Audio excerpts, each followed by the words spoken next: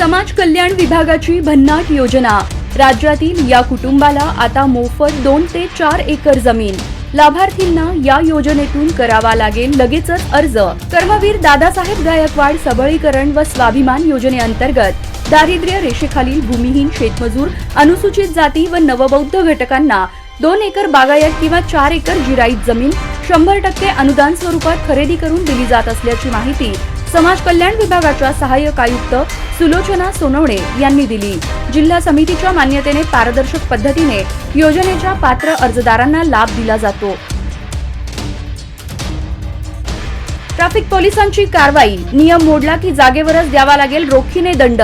दुचाकीचे silencer अन fancy number plate जागेवरच काढण्याची कारवाई। सोलापूर शहरातील रस्त्यांवरून ये जा करणाऱ्या बेशिस्त दुचाकीस्वारांवरील कारवाई शहर वाहतूक पोलिसांनी तीव्र केली आहे। मोठ्या आवाजाचे सायलेन्सर असलेल्या दुचाकी, विशेषतः बुलेटवर सर्वाधिक कारवाईचा फोकस आहे। याशिवाय फॅन्सी नंबर प्लेट लावलेल्या किंवा नंबर प्लेट दिसणार नाही असे काहीतरी त्यावर लिहिलेले असेल तर त्यावरही कारवाई केली जात आहे।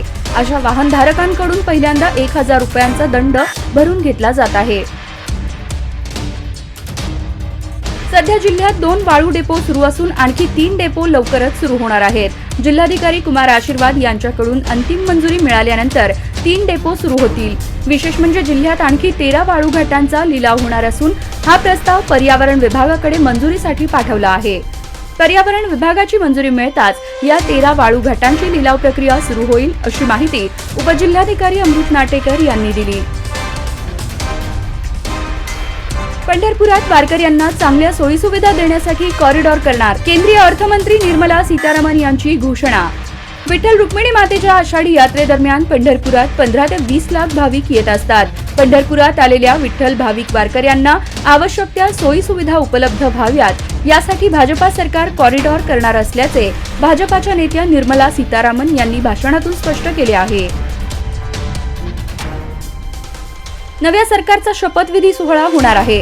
मुंबईतील आझाद मैदानावर देवेंद्र फडणवीस हे तिसऱ्यांदा मुख्यमंत्रीपदाची शपथ घेणार आहेत। त्यापूर्वी आज महायुतीच्या गोटात घडामोडींना वेग आला आहे। आज भाजपकडून पक्षाच्या विधिमंडळ गटनेतेपदी देवेंद्र फडणवीस यांची निवड करण्यात आली आहे। त्यानंतर महायुतीमधील प्रमुख नेते देवेंद्र फडणवीस, एकनाथ शिंदे आणि अजित पवार यांनी राज्यपालांकडे जाऊन सत्ता स्थापनेचा दावा केला। आमदारांच्या पाठिंब्याचं पत्र राज्यपालांना यावेळी देण्यात आलं। सायंकाळी 5 वाजेचा वेळ राज्यपालांकडून शपथविधीसाठी देण्यात आला आहे।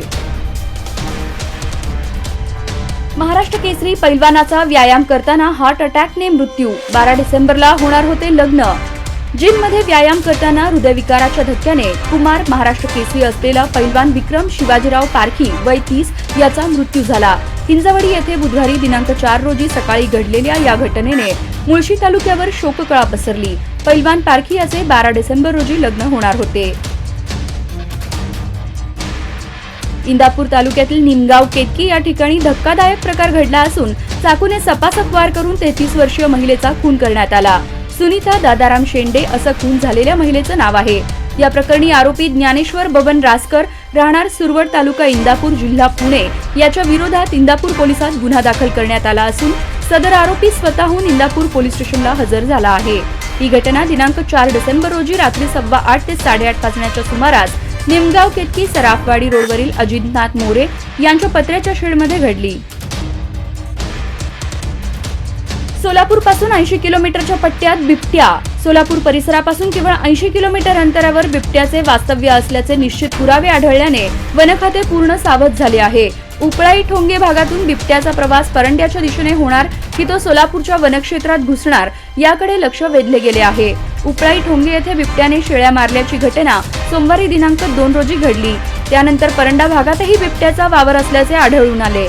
मागील 15 आठवड्यात बिबट्या सदृश प्राणी वावरत असल्याच्या काही नोंदी सोलापूर वनखात्याकडे आल्या होत्या।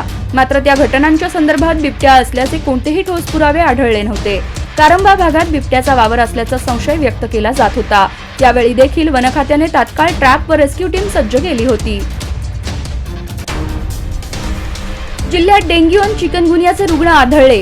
हवामानातील सततच्या बदलामुळे साथीच्या आजारांबरोबरच जिल्ह्यात डेंग्यू आणि चिकनगुनियाचे रुग्ण आढळले।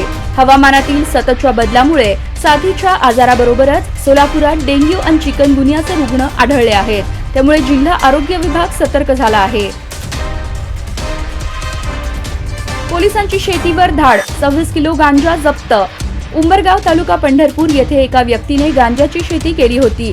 याची माहिती मिळताच पंढरपूर शहर व ग्रामीण पोलिसांनी संयुक्तरित्या धाड टाकून संबंधित व्यक्तीकडून 2,63,427 रुपये किमतीचा 26 किलो 116 ग्राम वजनाचा गांजा जप्त केला आहे.